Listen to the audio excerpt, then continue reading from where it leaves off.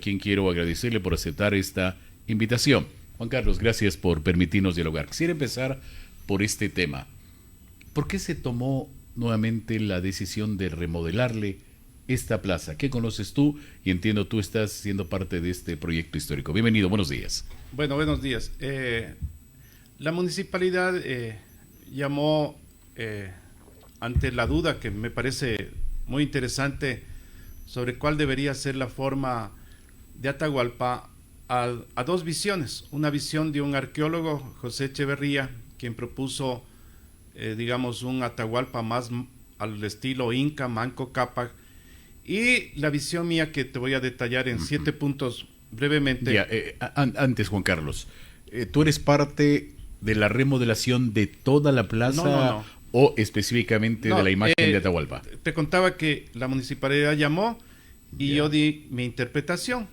Hasta ahí, porque yo no trabajo en el municipio ni nada, sino me llamaron porque pero los dos pertenecen en la parte histórica, sí, en pero tu data histórica. exclusivamente de la imagen escultura de Atahualpa, porque los dos pertenecemos a la Academia Nacional de Historia.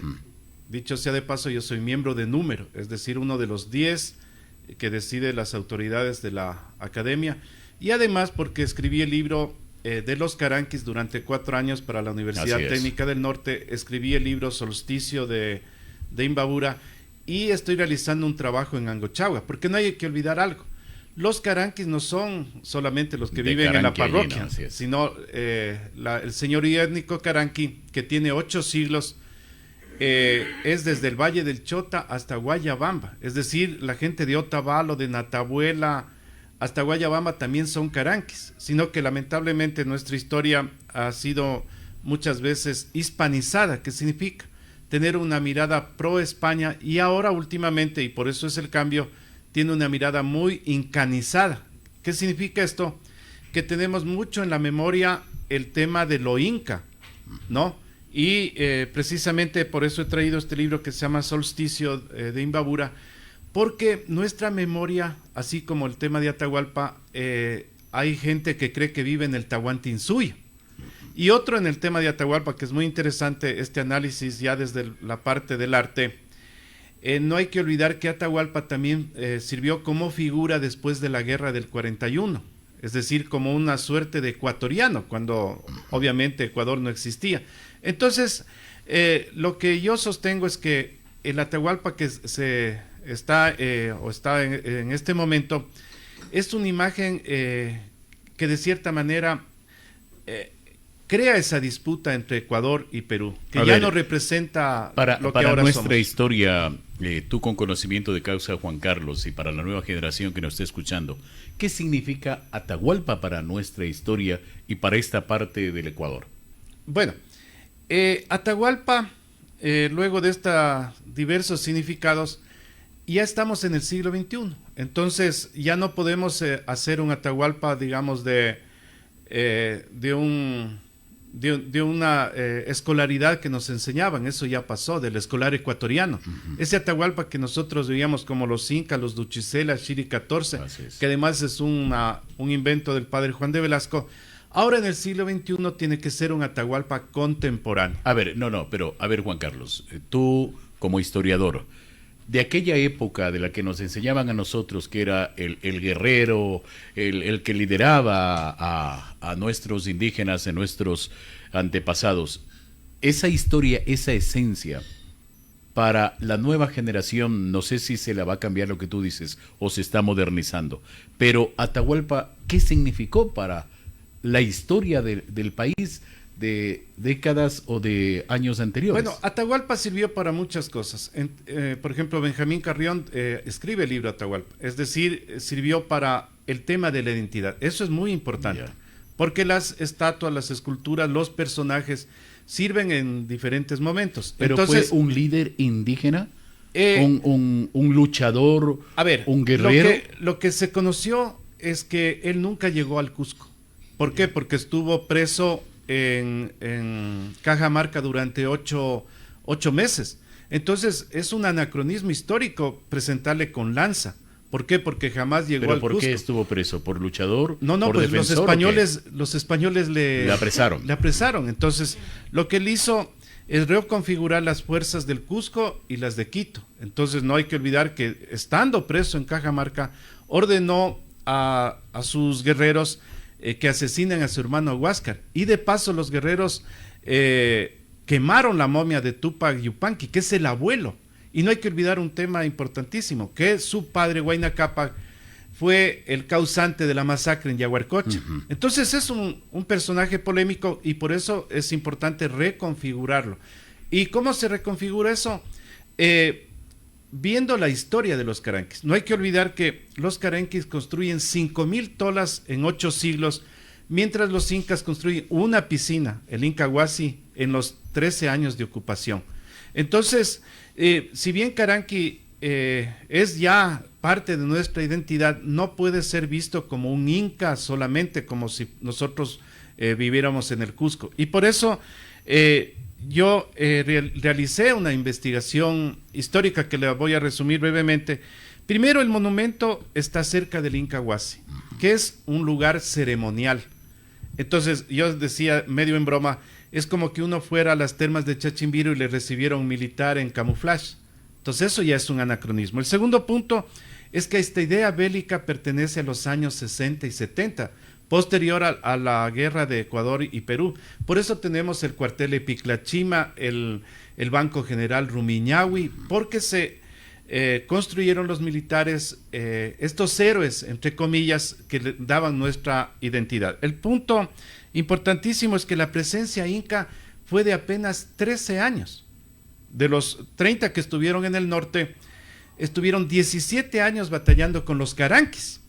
Y ahí es que nace, digamos, Atahualpa. El otro punto que es lo más importante es que hay que tener una mirada contemporánea. Primero porque ya firmamos la paz con el Perú, entonces ya este caranqui, digamos, no es el mismo construido en esa época.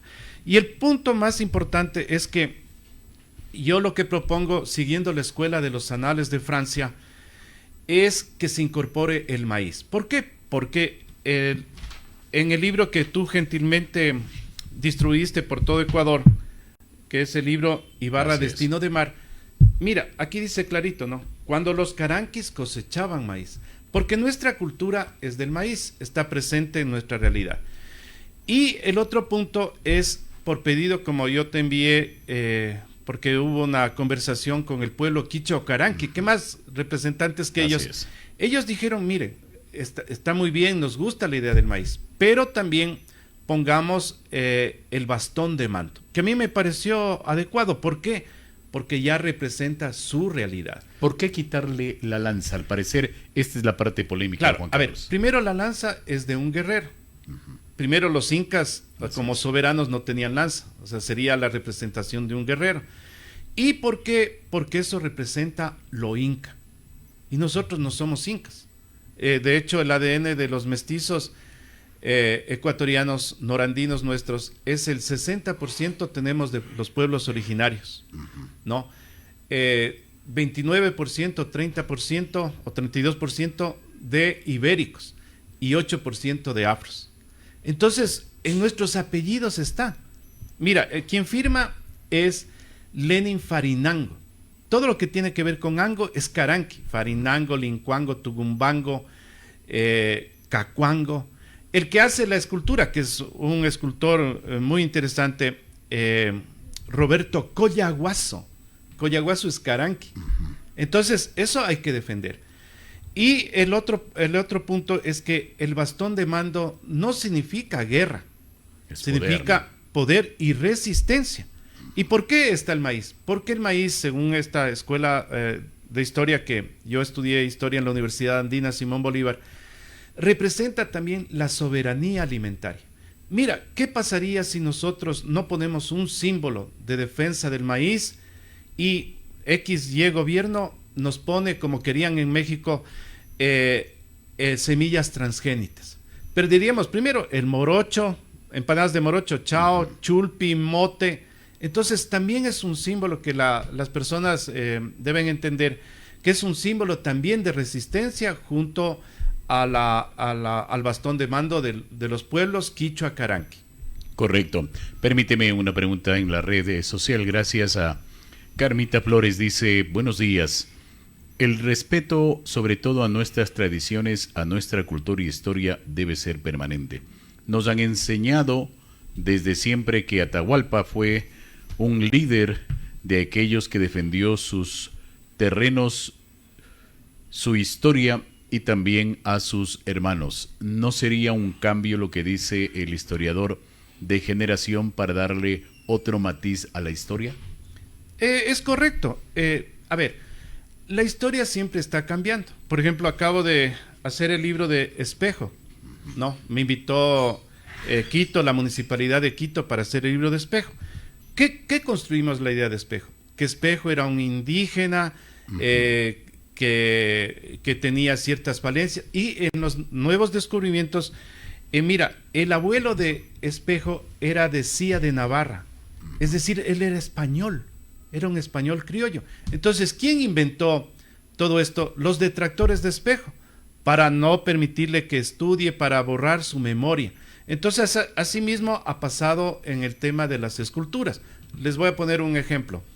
Tenemos la avenida Atahualpa, ¿no es cierto? Sí es. Mira, la avenida Atahualpa está lleno de digamos, de una historia de cierta manera muy patriotera, ¿no? ¿Qué significa? Que Juan de Velasco en 1774 construye la historia del reino de Quito con los Duchicela Shiri 14, Duchicela Shiri 16. ¿Por qué? Porque él era un historiador criollo que quería traer los linajes de Europa para construir el reino de Quito. Ahora, eso es insostenible, o sea, un historiador serio va a avalar esa situación. Asimismo sucede con el tema de Atahualpa. Por eso no le estamos quitando el valor. Ojo, no le estamos disminuyendo en su proyección, porque no hay que olvidar que los Huambracunas, que fueron los huérfanos que dejó su padre, 20,000 muertos en Yaguarcocha, fueron los que después tomaron venganza en el Cusco. Entonces, por eso está ahí el bastón de mando. ¿Y qué significa una visión contemporánea? No hay que tenerle miedo, no hay que tenerle miedo a las visiones contemporáneas, porque estamos llenos de, si uno va, por ejemplo, por Colta, va por Chimborazo, tenemos un montón de rumiñahuis que fueron construidos de manera bélica, porque en ese momento la historia necesitaba esos héroes. Ahora ya no se necesita. De hecho, en mi universidad, donde yo estudié, en la Universidad Andina Simón Bolívar, existe un Simón Bolívar que uno puede sentarse al lado y se toma una foto. Eso hace 40 años era, digamos, un despropósito y por poco una blasfemia. Entonces los héroes también hay que bajarles de sus pedestales, porque es importante unirles y hacerles más en el sentido comunitario. Permíteme otra pregunta. El señor Alejandro Benalcázar dice, buenos días. Cuando la historia como tal debe mantenerse, esa esencia, como tú dices, Leonardo, y cambiarla o modernizarla, ¿no se quita la base específica de la historia? O lo que dice el historiador, ¿la historia debe cambiar, cree usted, cuando nuestros indígenas pelearon porque fueron por parte de los españoles vejados, robados? ¿Por eso es la resistencia de 15 años de los pueblos originarios? A ver, es muy buena pregunta. Porque miren, aquí hay una parte interesantísima, ¿no?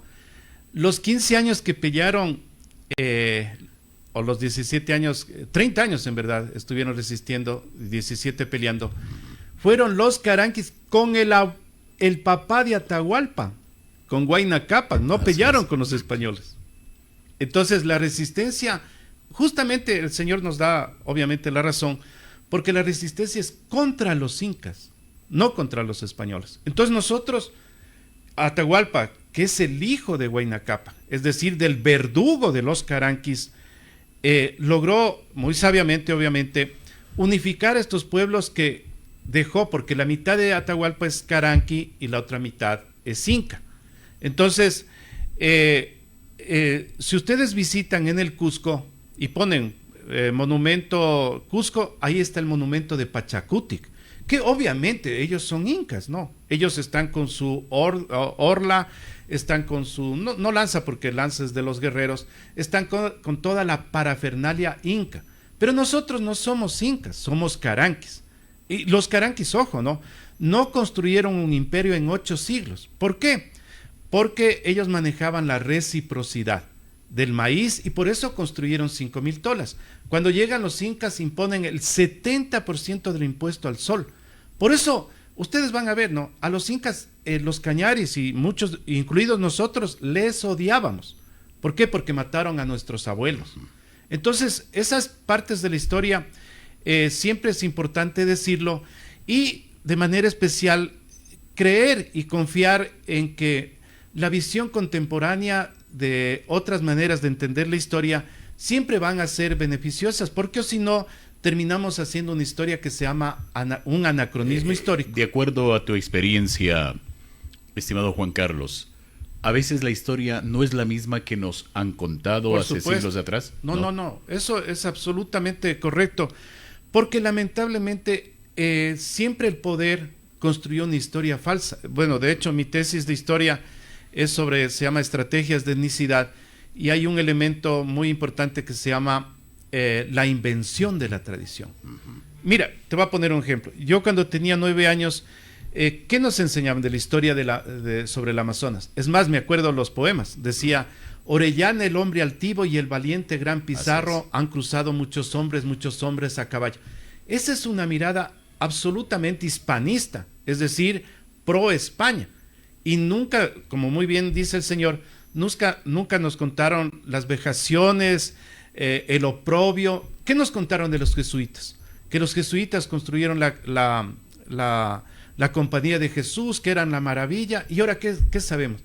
Que tenían 132 haciendas, 8 haciendas cañeras con 1,750 esclavos. Eso es el Valle del Chota. Entonces la historia no es una cosa del pasado. La historia estudia el pasado para ponerla en el presente y cuestionar el futuro. Y un verdadero historiador es alguien que cambia esos paradigmas. Por ejemplo, en mi caso, tuve que, cuando yo recién llegué de Quito, enfrentar toda esa visión de la Ibarra ciudad blanca, de los hidalgos, de los blancos. Eso es falso, porque se debe al paludismo que tenía Ibarra hasta 1930, saneado por Jaime Rivadeneira. De hecho, a mi papá, que nació en el 23, le dio paludismo, y por eso eran las casas blancas. Y la primera versión de Ciudad Blanca está en el libro Égloga Trágica de Saldún Vide, donde dice, más allá a la distancia, él está mirando desde Aloburo, la Ciudad Blanca. Entonces la historia es para eso, es para seguir construyendo y mejorando. Yo por eso traje el libro y te agradecía públicamente, porque tú fuiste el que llevó este libro, que habla de los caranquis, que habla de los guambracunas de Yaguarcocha, porque esa historia a veces que no nos han contado es porque uno cuando descubre su verdadera historia ya no tiene miedo.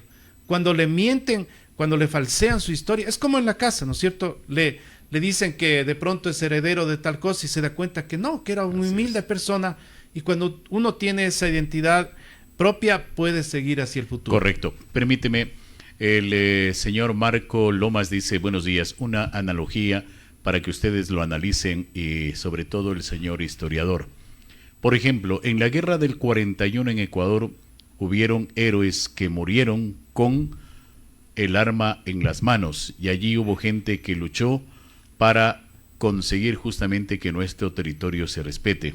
Si han pasado 20, 30, 40 o 50 años, ¿debería cambiar esa historia y modernizarla, cree usted, o debería mantenerse esa misma esencia de esa guerra con quienes murieron? Bueno, la esencia no se pierde. Lo que aquí estamos reconfigurando es una historia de cierta manera inventada. Acá en la guerra del 41 todos sabemos que perdimos. ¿Qué pasó, no? ¿Qué pasó? Nadie puede negar. De hecho, yo tengo un tío político que estuvo en la guerra del 41. Pero aquí lo que se está analizando es cómo hemos construido una historia de cierta manera de una visión muy patriotera, ¿no? Entonces esa historia tiene que cambiar, porque eso no somos, ya no somos. Estamos en el siglo XXI. Entonces no podemos tomar a ver, yo no puedo, a mí me fascinaba Aventuras y Hazañas que me daban a los 10 años, pero yo no puedo tomar esa historia que me enseñaron de la Amazonía, de los indígenas, y ponerle en el siglo XXI. Eso es lo que estoy diciendo, que no hay como tomar esa historia de hace 70 años, porque los pueblos están cambiando. ¿Y por qué? Mira, precisamente eso, porque no se ha reconocido al pueblo caranqui. Eso es el hecho fundamental, ¿no? Los pueblos caranquis, y hay que decirlo así frontalmente, este país es absolutamente racista, excluyente. Así es. Y cuando uno le pone en la simbología, por ejemplo, y hay que verle a esta escultura no como una escultura histórica, sino como una escultura artística. Y brevemente te voy a decir, va a tener, por ejemplo, la concha espóndilos. La concha espóndilos, obviamente, casi nadie sabe, pero los incas, cuando vienen al Ecuador, al actual Ecuador, no había Ecuador en esa época, vienen por 4 causas. La concha espóndilos, que es un control climático, es decir, la gente que tenía la concha espóndilos y venía el fenómeno del Niño, la valva se volvía rosada. Entonces, ellos sabían que iba a llover. El otro punto, el maíz, porque allá comen papa. El tercer punto, el culto solar. Nuestros dioses son las montañas. Tenemos aquí el Taytimbabura, la Mama Cotacachi. Y el cuarto punto, la burocracia cusqueña. Por si acaso, esto está en el libro de los norandinos de Galo Ramón Valareso. Yo he estudiado más de unos 20 investigadores para llegar a estas conclusiones. No son solamente mías. Son ideas que a lo largo de este tiempo se han ido construyendo. Entonces, y decirle a la gente que más bien pensemos en esta mirada contemporánea del maíz y del bastón de mando de Atahualpa, porque eso también es lo que, como yo les decía al inicio, parte de nuestra soberanía alimentaria, y lo que fueron es un justo homenaje a los caranquis que nosotros somos. Correcto, permíteme, tengo varias preguntas, una más debido al tiempo. Amanda Trujillo dice, buenos días. De acuerdo a lo que estoy escuchando, le quieren hacer a Atahualpa un ser más humano, no ese ser que luchó por su gente. Y esto no es que cambiaría la historia, al menos esa es la idea del historiador. Bueno, Amanda Trujillo realizó el documental de los caranquis. Ella sabe muy bien quiénes son los pueblos no sé caranquis. Si será ella, Amanda Trujillo, no sé. Sí, y más bien eso... Justamente de eso se trata, ¿no? Porque, digamos, los bustos ahora ya no tienen sentido, ¿no? ¿Por qué? Porque el tiempo ahora va hacia el arte. Ella misma va a estrenar una película que me parece magnífica, que es sobre las lagunas. Y mira, las lagunas son parte de la identidad caranqui. Así es. Porque los dioses, el Taytimbabura y la Mama Cotacachi, tienen en el agua sus deidades. Lo voy a decir en quichua. La pacha o cascada, el pogyo, la vertiente, la cucha o cocha, la laguna, y el Hatun Yaku, que es el río. Entonces, hacer una película sobre las lagunas, como ella la está haciendo, me parece una cosa magnífica, porque ahí está recuperando la esencia caranqui. Es lo que yo estoy haciendo con el tema del maíz. Hay un libro maravilloso que, como es tan grande, yo no le pude traer, pero se llama Sarayacta. Sarayacta significa la tierra del maíz. Está hecho en Cuenca, por la Universidad de Cuenca. ¿Por qué? Ahora la historia ya no solamente son de los héroes. Como yo estaba diciendo, la historia de los anales de Francia investiga también los productos. Mi profesor de la Sorbona de París, Bernard Lavalle, siempre me decía, sigue un producto y seguirás la explotación. Entonces, para concluir solo esta parte, yo investigué a los caranquis según sus productos. Por ejemplo, el maíz, el algodón en la parte de Gualimán, en Intag, y la coca en Pimampiro. Luego vienen los encomenderos, que son los conquistadores que pelearon, y ahí ellos sí mataron a los indígenas. ¿Qué trajeron? Los olivares, es decir, el olivo y los viñedos. Por eso tenemos un barrio que se llama Los Olivos. Luego vinieron los jesuitas caña durante 3 siglos. ¿Y cuál es el tema de la caña? Además de la explotación que hubo, el monocultivo. Y mira, tú y yo que hemos ido, recién ahora nos damos cuenta que hay como sembrar sandías, mangos. Durante 3 siglos no sabíamos eso. Entonces, poner una escultura con el maíz, que tiene, por si acaso, tiene 6.000 años en el Ecuador, en la península de Santa Elena, y la chicha del Yamor es eso, la chicha de jora, son 7 clases diferentes de maíz. Entonces, es un homenaje, y eso hay que verlo así, no como una persona que dijo, no, dices que ya le van a poner a Atahualpa agricultor. ¿Qué más orgullo un homenaje al agricultor? Mi abuelo fue agricultor, con mucho orgullo, de la provincia del Carchi, y vino acá, y él me enseñó a sembrar maíz. Ese también es mi homenaje. Así es. En todo caso, la decisión para conocimiento de ustedes se la está realizando con el apoyo del pueblo caranqui. Lenin Farinango, de acuerdo al documento que me ha enviado Juan Carlos Morales, está autorizado como representante del pueblo caranqui y además de todos estos sectores. Por ¿no? el ingeniero Ortega de la parroquia de Caranqui, porque mira, yo me he reunido con ellos, inclusive con personas que están en contra para explicarles, ¿no? Porque no, esto no se trata de tener uno la razón o no, porque de enemistarse, sino de analizar, así es. Porque en 30 años ya nadie sabrá a quién se le ocurrió no esta escultura, ¿no? Entonces eso tienen que despreocuparse y más bien construir una idea, porque a partir de esto va a venir las danzas, está el pueblo de Angochagua invitado a la inauguración. ¿Qué más representantes en Angochagua, donde existen 148 tolas caranquis? Solo para dejar esta idea, ¿no es cierto? Los caranquis en 8 siglos no construyeron un imperio, construyeron 5.000 tolas. Los incas en 17 años o 13 años que estuvieron, construyeron una piscina, el Incahuasi. Esa es la gran diferencia. Correcto. ¿Cuándo se va a inaugurar esta imagen? Yo supongo que en los próximos meses, y decirles además que este escultor Roberto Coyaguazo, él estudió en la Universidad Técnica del Norte, ha estudiado en Argentina, acaba de restaurar la imagen de San Miguel Arcángel, y tiene una gran vocación sobre la escultura. Yo he estado visitando su taller, ha sido muy gentil, hemos conversado sobre la simbología que tiene que tener. Se va a publicar un pequeño folleto para explicar también a la gente por qué está los monos de la cultura cuasmal en vez de la chacana inca. Entonces todas estas simbologías van a ser muy interesantes cuando obviamente se las explique mucho más adelante. Correcto. Esta imagen se está construyendo de este Atahualpa, de acuerdo a lo que señala Juan Carlos Morales, historiador, sin quitar la esencia, sino actualizando, dando a conocer lógicamente quién fue el verdadero Atahualpa. Juan Carlos, muchas gracias por acompañarnos.